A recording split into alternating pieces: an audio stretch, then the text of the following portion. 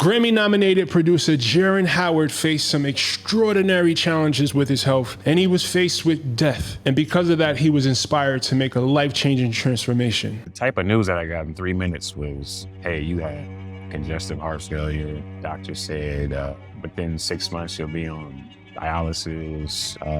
Your thyroid is hyperactive, pre-diabetic, just a whole lot of stuff. Like it was overwhelming. So imagine being told that your heart isn't functioning properly and that if you did not change, you would end up in a crisis, in a potentially life-threatening medical condition. Imagine being in that place. This is the position that Jaron was in when he went to the hospital that day. And from that point on, nothing was the same. I went home, man, and I looked in the mirror and I said, I have to get started. I have to get going. I have to get my health in order because I was on crunch time. I didn't want to end up back in the hospital because they told me if I ended up back in there, I might not make it out. So in this interview, Jaron talks about the struggles that he faced, how afraid he was to lose his life, and ultimately how he lost 200 pounds to change his entire health, life, and everything in between. His story is a testament to the power of determination and what happens when we commit ourselves to our health and our well-being. So sit back and hit that like button right now and enjoy this conversation with my man, Jaron Howard. Let's get into it. 200 pounds, bro. Two something, right? Like what was the total amount of weight you lost? It's got to be about 210, man. 209, 210. That is a big adult man that you've lost. Yeah. You know what I'm saying? Huge one, yeah. Well, let's first start by telling me how you ended up that size in the first place. You've always been a big kid. Was it your eating habits growing up? Like what was it specifically that you think contributed to you ended up that size? I think it was a combination of everything you said.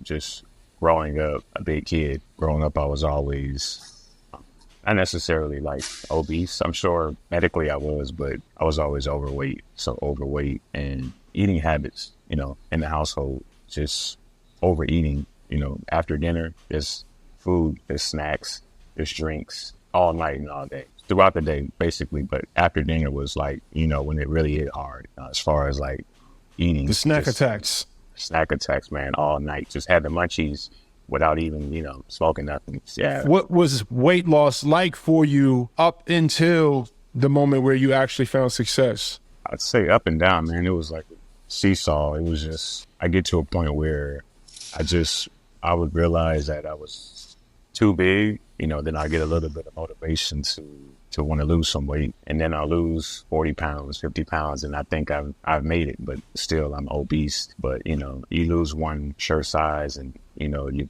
pant size comes down and you feel like you've been doing something, but it's just not enough. So I've had a lot of those throughout my life, just doing that. I would lose 50, lose 40, or lose 20. One time I lost like 75. But the thing is, at those times, especially when I lost 75, like when I lost to 75, I was still in the 300 range. I was still obese and, I'm not a tall guy. I'm like 5'8". So, to be that heavy with my height was dangerous. Yeah. So I think that's a common thing, man. A lot of us can relate to experiencing a little bit of success and then feeling like, oh, I'm good.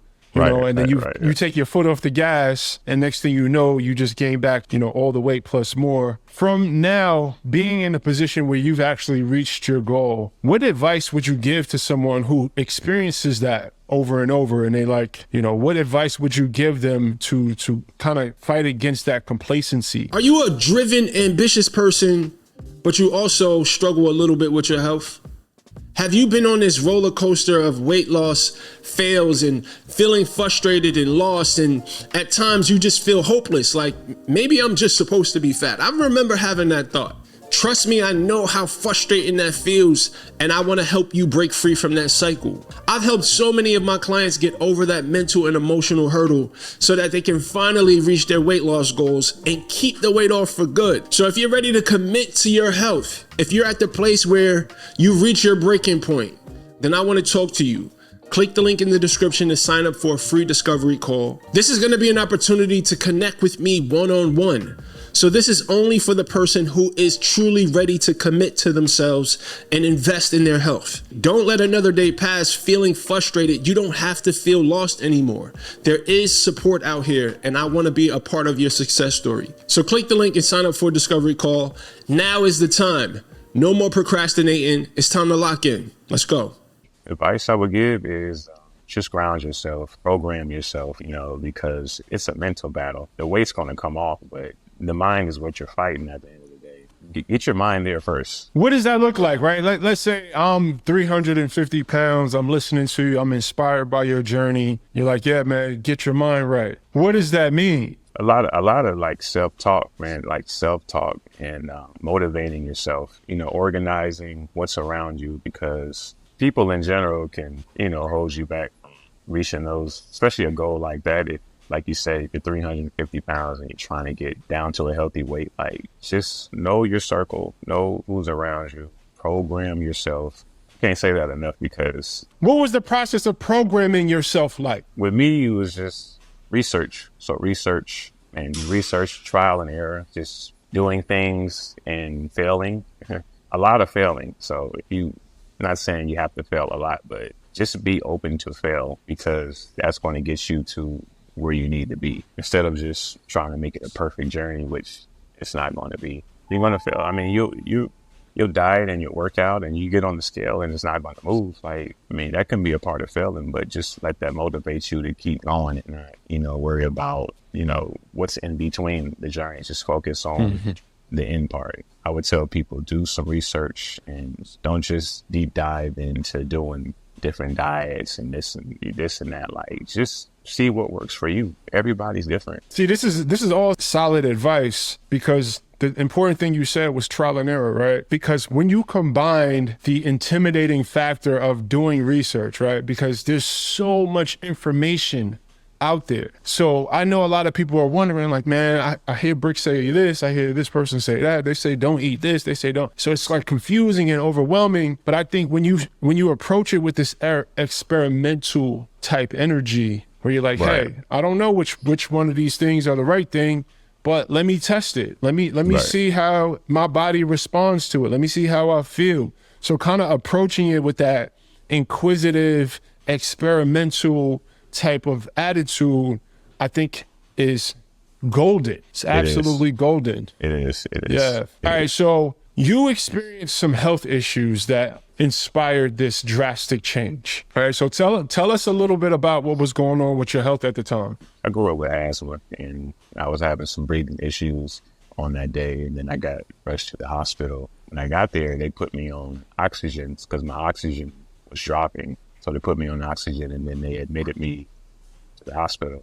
Maybe within like 3 minutes, the type of news that I got in 3 minutes was, hey, you have congestive heart failure. Within 6 months, you'll be on dialysis. Yeah, your thyroid is hyperactive, pre-diabetic, just a whole lot of stuff. Like it was overwhelming. And this was all within like 3 to 5 minutes. I was getting all this news when all my tests had came back. So, they were doing so many things, CT scans, heart ultrasounds. The biggest thing was my heart. To find out that my heart was pumping like it should, and that was the main reason why I was in the hospital. So yeah, I ended up with all of those things, man. Very scary. Talk me through the mental and emotional parts of going through that. I can imagine how scary that is, but talk me a little bit about how it went from you being in the hospital, damn near about to die, to you're like, man, you know what? I got to get my shit together. Like, right, kind of talk me through that process. I remember I got discharged from the hospital and I went to get my medication and they put me on 13 different medications. Well, more than that, because I had like asthma medication and stuff. So about 13, 14 different medications. So overnight, I went from, walking around with an inhaler to I have to take 13 medications. And I remember picking up my medicine. I broke down in the line. I started to cry, right there in the store.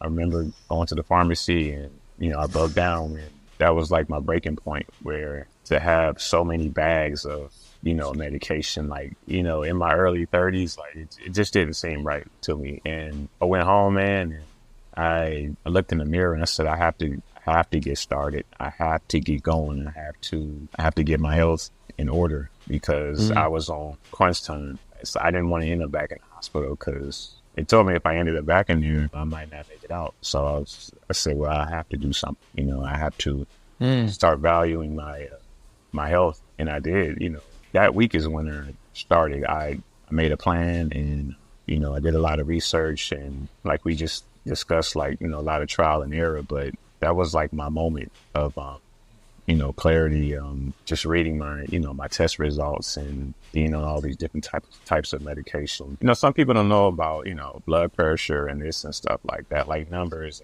Once I started to research different numbers, that's when it got even more scarier because, you know, when you find out your blood pressure is supposed to be, you know, 120 or below, and I realized when I was in the hospital, my blood pressure was 190, you know, over 120 and then, you know, I didn't know nothing about heart rate or nothing like that because my heart was going crazy. I noticed that my heart rate was at 170 at rest for hours. And, Whoa.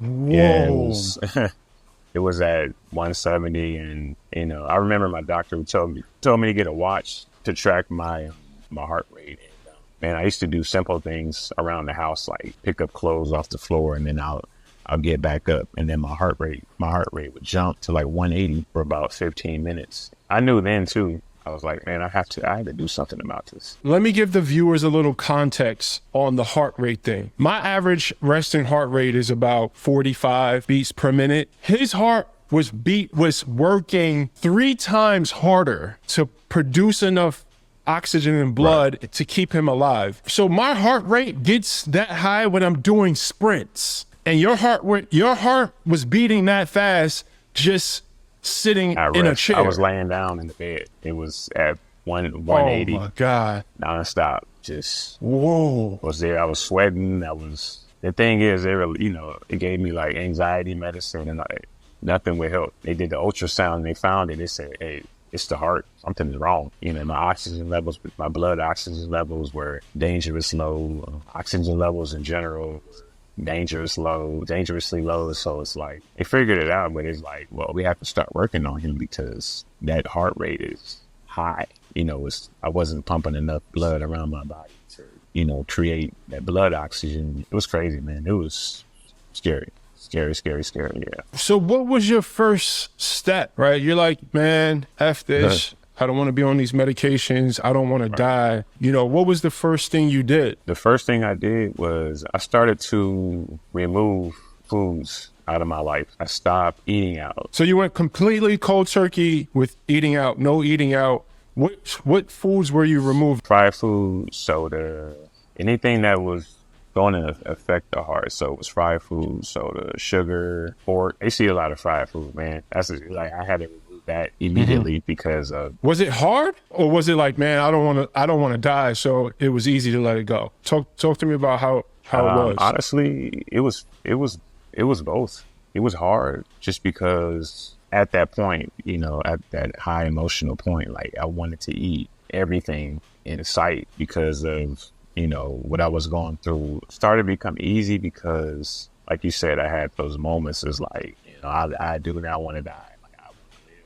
So I have to get rid of these things. Like I have to. But it was, in the beginning, it was 50-50. Like it was terribly hard. You know, after a while, kind of eased up and said, you know, I have to get rid of this stuff. I'd go for my checkup. My blood work would be worse because I was still big. Like I was still, whatever was in me was still there.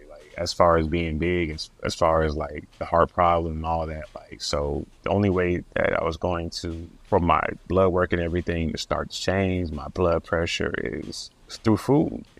Had to been through food. So I started to cut out everything that didn't serve me, everything that was killing me. I did my research on all the things I was eating, did my research on how many calories I was eating, you know, every day. You know, I realized I was eating damn near 5,000 or 6,000 calories like a day, even more, and realizing that I didn't need that much food in my body. Doing that was killing me. It was killing me slowly, but at that point, it was killing me fast to be in the hospital like that, going through what I was going through. What was the first step you took with exercise? I started to walk. I think walking is extremely like underrated. I love exercising, and don't get me wrong. I love the exercise, but walking, the more I walk, the more my heart rate would be more steady throughout the day and not have any episodes, congestive heart, failure episodes. Started to have less and less the more I would walk. So start walking and got in the gym. Started small. I would get on the bike. I would get on the treadmill. Start lifting weights here and there. I wasn't allowed to do anything crazy because of, cardiologists, recommend not to do, anything wild just yet. But the first thing I started to do was walking and going up and down stairs. At the time, I was living in my apartment building. I would just go up and down the flights of stairs. I would eat, and then I'd go outside, go up and down the flights of stairs, walk around apartment building a few times. How long were you doing that before you started incorporating more, gym? I say 4 months straight, every single day. I walk 3 times a day. I'll do the stairs a lot, every day. Never took a day off. I would walk. And then about 4 months straight, nonstop. Then I started to go in the gym and started to work out, resistance training, lifting weights, just light stuff in the beginning. But I honestly fell in love with walking, man. I can do miles and miles. I mean, like you're doing right now, man. It's underrated, bro. For sure. But yeah, it's one of the most underrated fat loss tools there is. Yeah, and the more you can automate it or find ways to kind of just incorporate it into your everyday activity, that's a game changer. Yeah, I believe that for sure. It's a game changer. So you walked, you kept things super simple for the first 4 months. Then you started in the gym, right? What was your first initial experiences in the gym like? And at that point, how much weight had you lost? At that point, I lost about 70 pounds, 75. In the first 4 months? The first 5 months I lost, because the first 2 months I lost a lot of weight. The first month I lost like 25 pounds by just going cold turkey, with foods and stuff. So the weight I'm sure I lost water weight and stuff like that, but I lost like 25 pounds. Then the second month I lost like 20 pounds, and then actually went to the doctor, and my doctor was scared. They say, we need to do some tests on you. You're losing a lot of weight. I said, I'm not eating McDonald's and all that stuff no more, so I'm gonna lose weight, ma'am. She didn't understand, but did blood work and everything was cool. But I say in 5 months I lost like 75 pounds. Give or take. It could be a little more. So your body was feeling better by the time you got into the gym. Would you say that? Like, was that helpful?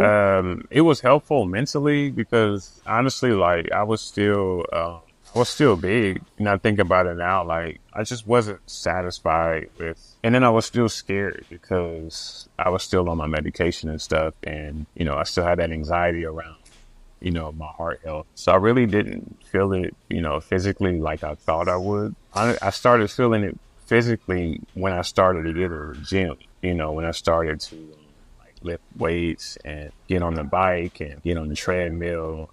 Once I started to do that, then physically I started to feel better, because a lot of the pain I had started to go away. I had a knee issue, and a really bad knee issue. And when I got in the gym, like it started to go away. I have mild scoliosis. So when I started to get in the gym, the pain started to go away. So it wasn't really until like I got into the gym and like move and exercise my body, in full, versus, walking helps the body, but it's just, walking to me was more like a mental thing, but getting in the gym was more, it's mental as well for me, but it was more physical, build strength. So the more I got in the gym and the more strength I built, the better I felt mentally and physically in whole. For a couple of months after that, like the weight just started to drop again, like crazy. Like it started to drop so much, like fat. Got this high-tech scale and try not to get like addicted to it, but it was cool to see like the results, from putting the work in. What was your routine like? How many days per week did you exercise? What was your meal scheduling like? Like, talk to us a little bit about the details. Well, with food, I would do 2 meals a day. So for a while, for breakfast, I would do oatmeal and egg whites. or sometimes I would do eggs. So oatmeal, egg whites, and a fruit smoothie. So that would be my breakfast. And then I would go for my walk. Probably do about a mile and a half. I would do lunch. So lunch and dinner would be the same thing. I would cook for lunch and dinner. By the time dinner came, I would just heat my food up just to make it simple for me, my work and my career. So I would do it like that. So for lunch and dinner, I would either do chicken breast, white rice, sweet potatoes, and a huge salad. Dinner, I would do the same thing. And I would make my own sauces and stuff like that just for it not to be boring. And to be honest, I've been eating pretty much the same thing for like 3 years. Every day, I've been eating the same thing. It sounds boring, but it's the best thing in the world. Listen, man, the simplicity that having a really regimented diet provides, the certainty, you don't got to think. It's not like, it just makes it so much easier when you're able to do it. I'm like you. I eat the same. I probably have 5 meals that I'll like cycle through. And I eat the same foods, and I enjoy it, bro. I enjoy my food, but it's not the source of pleasure that it used to be. And I've realized that I just can't have that kind of relationship with food. I just got to have a more business relationship with food, and it works for me. Do you have moments where you still go back to certain foods that you used to eat, or are they completely out of your life? They're completely gone. I haven't touched any of that stuff since before the hospital. My biggest thing was Oreos. So I would literally punish the whole bag of double stuffed Oreos every night. Like if I crave something sweet, man, I would eat applesauce, man, or make a huge salad, or it'd be so simple, or a smoothie. I'm a smoothie person, man. I literally make like 3 or 4 smoothies a day.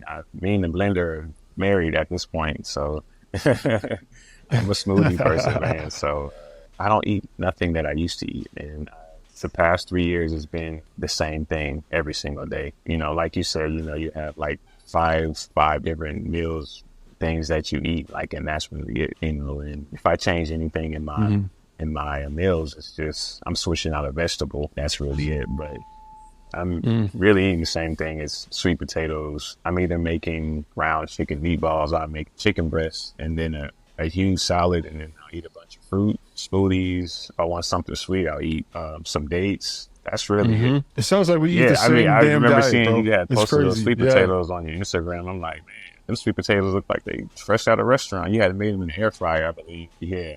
Yes, sir. Yeah, Them they joints, do. they hit too. Yeah, again, just want to stress how important it is to have a regimented routine with your nutrition and keeping things simple. Oh man, it just makes it so much easier. It makes it so much easier. And it sounds like at this point you've kind of treated those old foods kind of like drugs. Yeah. A lot of us need to really assess if the relationship that we have with these foods are addictive in nature, and we need to treat it as such. It's like, yeah, you want to lose weight. All right, so start to frame certain foods as, listen, I got this compulsive, addictive relationship with this stuff where I can't really dabble with it. It's a gateway drug. A lot of the times, so salute to you for recognizing that and honoring that and having the strength. It's hard, man, because that's not easy to just give up that stuff cold turkey, and for now, 3 years later, to still be able to say, "Listen, man, I just don't put it in my body anymore." Thank you. That's amazing, bro. Thank you. And I want to salute you for that. What is your favorite part about life in this new body? My favorite part, honestly, it's just the simple things that you can easily take for granted, like standing up for long periods of time, sweating everywhere. Sleeping is phenomenal. I don't know. You think better too. You think better. I don't know. You feel like you have a second chance, man. I feel like I'm I feel like I came from another planet. I feel like an alien.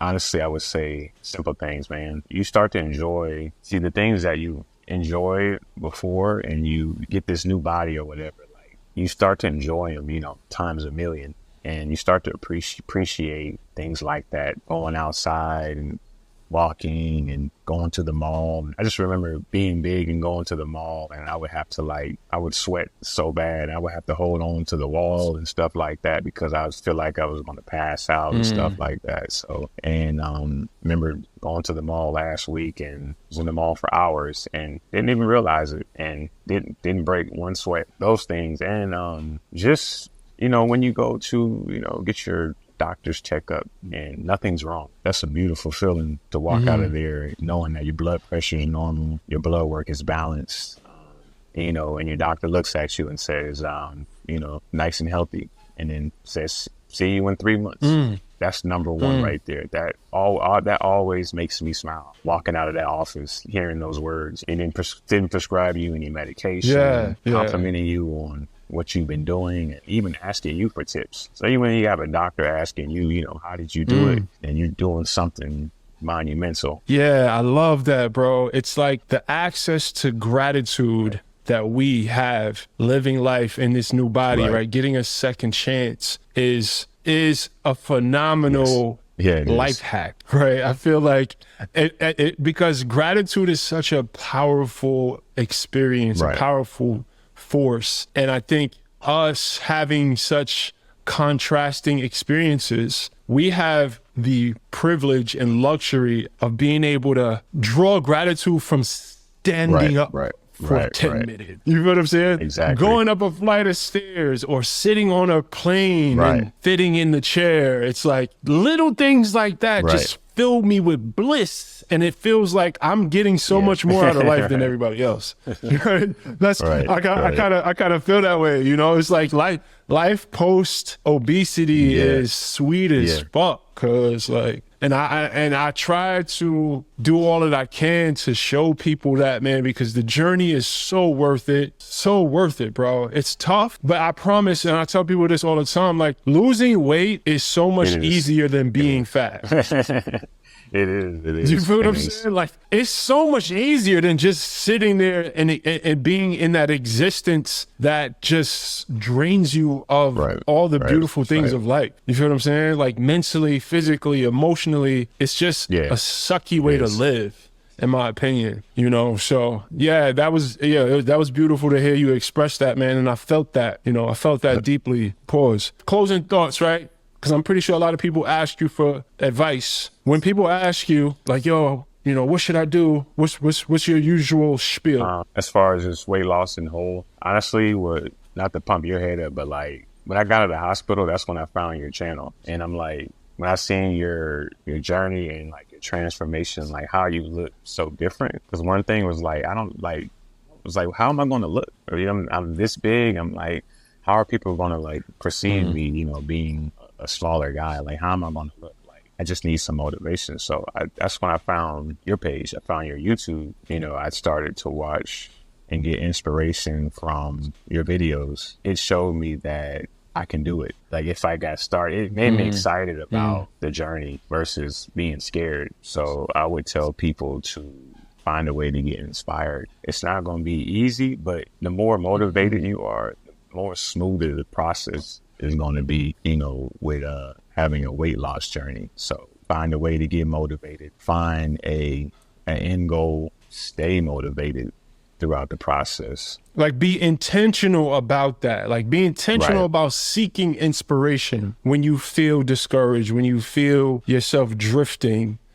Have some sort of systematic approach to staying inspired, definitely, bro. I love that. No, I appreciate you. I appreciate your time, bro. You having a phenomenal story, bro. Your testimony, hopefully whoever needs to hear this, it will find them. And yeah, bro, you guys make sure you follow him. You guys seen his handle on the screen. He's a phenomenal producer as well. By the way, my man has produced one of my favorite records. Yes, sir. Lotus Thank Flower you. Bomb. So salute to you on that work, bro. And the beats you sent me, bro. Bro, you crazy with it. You had me ready to push the pen again. Bro, I need to. We may have to link up on that note, man. But anyway, much love.